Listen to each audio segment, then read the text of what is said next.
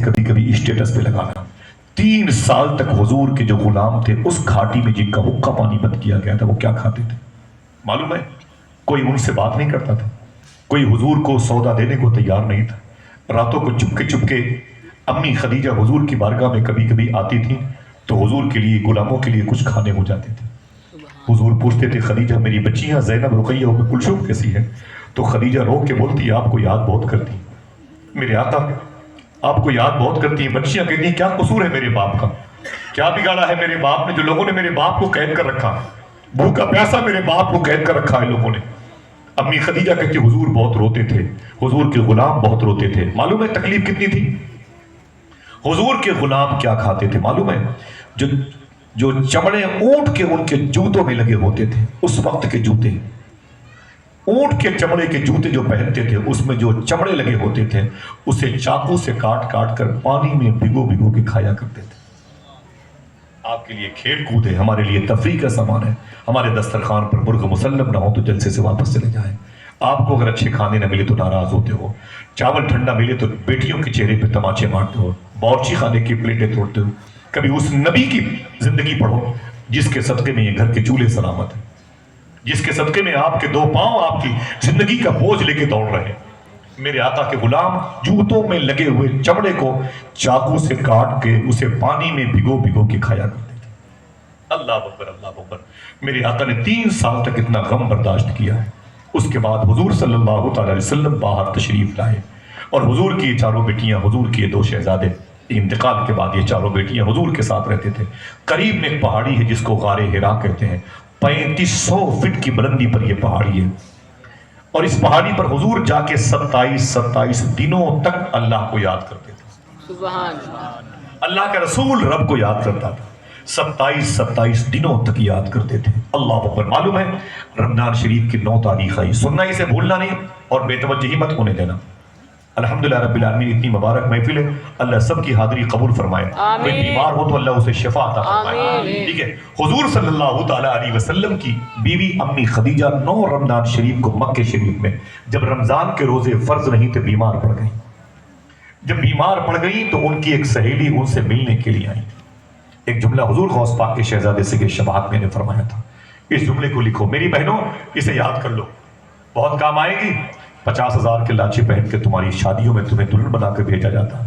सूफिया कहते हैं 50 जोड़े कपड़े नए मिले, 20-25 पुराने पड़े हुए हैं, लेकिन फिर भी हवस खत्म न हुई। काश इन बहनों को चाहिए था इतने कीमती लिबास, लाचे वगैरह के, उसी कपड़े को कभी रातों के अंधेरे में चुपचाप पहन करके, मुसल्ले पर खुशबू लगा करके, 2 रकात शुक्राने की नमाज पढ़ करके अपने हाथों को उठा के ये दुआ कर ले, मेरी बहन, ऐ मेरे मौला, मैं बेलिबास पैदा हुई थी, ये तेरा करम है कि इतना कीमती लिबास तूने अता किया। सुभान अल्लाह। लाख रुपए के आसपास जेवर चले गए, शिकवे शिकायतें की दीवारों में दरार पैदा हो गई। कभी उन्हीं जेवरात को पहन करके अल्लाह के हुजूर तो हाजिर हो जा, ऐ मेरे मौला ये तूने अता फरमाया, इस गरीब बंदी पर तूने इतना बड़ा करम फरमाया। शुक्र की तरफ नहीं, नाशुक्री की तरफ हमारा जहन चला जाता है। एक बोटी हमारी बहन को ससुराल में अगर कम मिलती है तो टेलीफोन के जरिए से अपने घर बताती। माँ कहती है बेटी क्या हुआ, तो कहती है किस टीचर के यहाँ मेरी शादी की है, यहाँ तो गोश्त खत्म हो जाता है, घर के लोग गोश्त ही खा डालते हैं। तो माँ के हाथ से निवाले छूट जाते हैं, बाप दस्तरखान से उठ करके तकिए पे आंसू बहा बहा के रात गुजारता। ये लड़कियां समझती हैं मैंने ससुराल की शिकायत बाप से, माँ से करके किला फतेह कर लिया है। इनको पता ही नहीं है कि अपनी माँ और अपने बाप की जिंदगी को जहन्नम में डाल दिया। न जाने कितने रिश्ते इसी में कमजोर हो गए।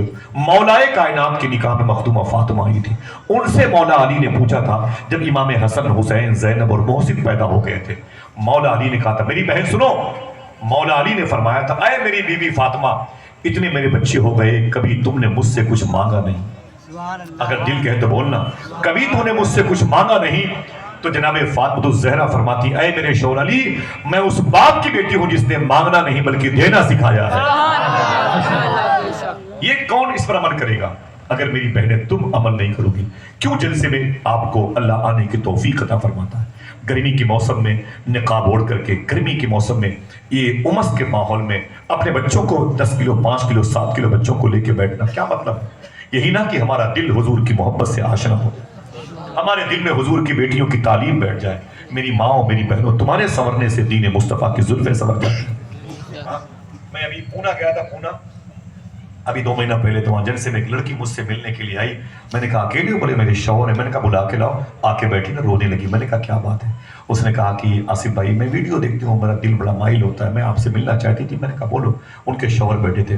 تو معلوم کیا بولے, پہلے میں اسلام کی طرف نہیں تھی, اپوزٹ میں تھی. اب میں نے حضور غوث پاک کی باتیں سن سن کر کے اللہ نے میرے دل میں اسلام کی محبت پیدا فرمائی. سبحان اللہ. معلوم ہے اس نے کیا کہا؟ میری بہنوں سنو, اس لڑکی نے کہا کہ بھائی جان 2 یا 3 مہینے بھی نہیں ہوئے تھے مجھے قرآن پڑھنے کی جب توفیق ملی تھی, اتنے دن بھی نہیں ہوئے تھے کہ میں نے خواب میں حضور صلی اللہ علیہ وسلم کی زیارت کی. اللہ اللہ. میں نے سوچا کہ میں اس کی چپلوں کو چوم لوں, میں اس کے شوہر کو مبارکباد پیش کروں. میرا دل اس پہ وار جانے کا کہہ رہا تھا.